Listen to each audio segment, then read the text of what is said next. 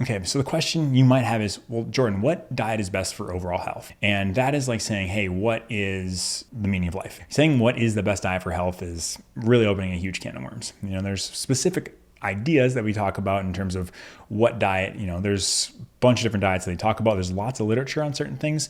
One article that I linked to specifically kind of gave a nice overview of, what are these specific diets? Are there any evidence for them? They looked at things specifically, if I'm gonna read it off here, is low carb, low fat or vegetarian, low glycemic, Mediterranean, and vegan. And those are the big ones that they talked about. And essentially, long story short, the findings were that all of them had benefits in some way, shape, or form. And so there was no one specific diet that seemed to be the best for one specific thing.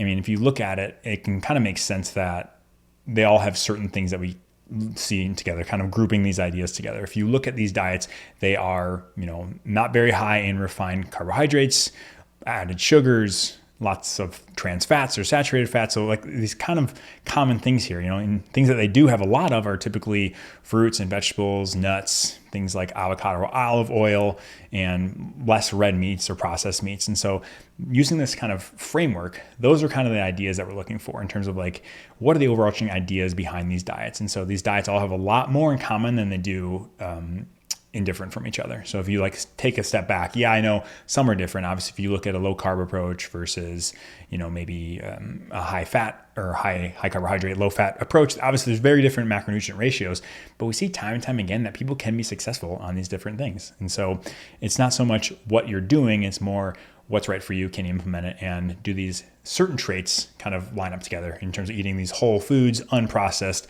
That's kind of the general framework you'll see from most of these diets.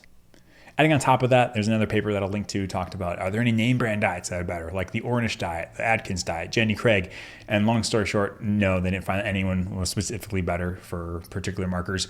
It really came down to adherence. Were people adhering to it? And they all had benefits in terms of weight loss.